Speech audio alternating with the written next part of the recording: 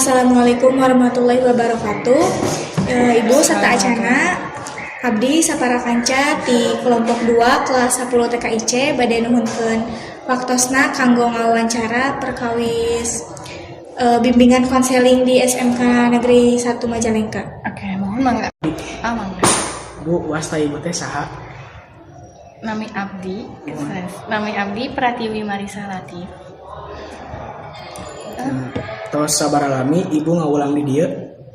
Janten ayeuna teh jalan 2 tahun panginten ya. Jadi 2018 semester 1, sekarang 2019 semester 2, berarti 1,5 tahun lebih. Gitu kayaknya. Setelah Acana ibu ngawulang di dieu, ibu kuliah di mana? Di Universitas Negeri Yogyakarta. Kuliahna di fakultas mana? Fakultas Ilmu Pendidikan, Program Studi Bimbingan dan Konseling.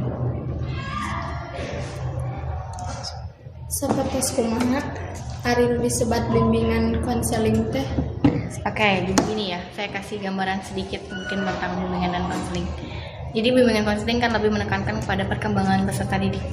Perkembangan peserta didik itu bukan hanya kepada kognitif saja atau nilai berapa, standarisasi berapa, bukan begitu. Tapi kepada minat kalian apa, bakat kalian seperti apa, permasalahan yang terjadi dalam kalian juga bagaimana.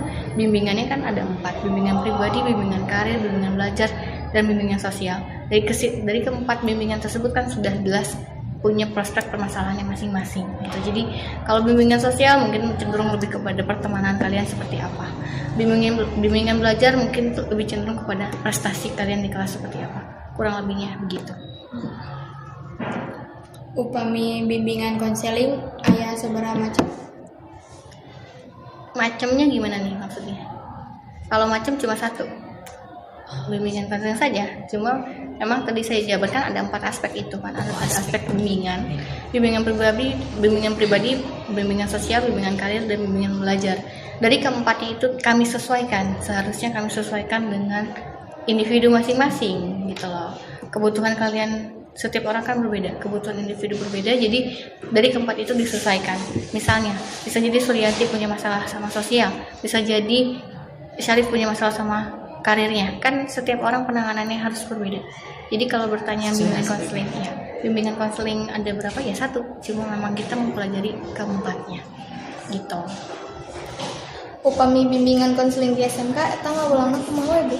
Lebih cenderung kepada karir, karena kan memang dasarnya untuk SMK itu penunjang hasil lulusannya itu adalah kerja. Beda dengan SMA ya. Kalau SMA kan lebih cenderung kepada dia harus melanjutkan pendidikan gitu loh. Kalau SMK kan lebih cenderung kepada bekerja. Jadi totalitasnya pada karir, kecenderungannya, dominannya. Saya jabarkan, saya tegaskan dominannya mungkin lebih kepada karir. Tapi tidak dipungkiri ya permasalahan sosial ataupun pribadi jelas ada. Ya keempatnya lah mencampur. Kalau bimbingan konseling di SMK sama SMP benten atau napi henteu, Bu? Secara umum sama. Dari keempat itu memang sama. Setiap bimbingan itu di tingkatan manapun, SD, SMP, SMA, atau SMK tuh jelas sama. Cuma memang ada kecenderungannya lebih tinggi yang mana gitu. Kalau SMA lebih cenderung kepada belajar, prospeknya karena untuk diteruskan gitu loh. Kalau SMK lebih cenderung pada karir. Kalau SMP saya rasa itu cenderung pada sosial, karena kan lebih mencari jati diri masing-masing seperti apa gitu. Ada lagi? Tantangan ibu selama ngawulang konseling di SMK naon wae? Untuk di SMK ini saya merasa kalau saya pribadi lebih cenderung pada kurang banyak jam. Saya ke kelas hanya 1 jam kan gitu. Saya ke kelas hanya 1 jam, padahal dari 1 jam itu kan kita kepotong banyak hal ya gitu. Kalau menurut saya pribadi itu masih kurang gitu. Karena memang aspek yang perlu digali dari setiap siswa atau peserta didik itu kan jauh lebih banyak sebenarnya.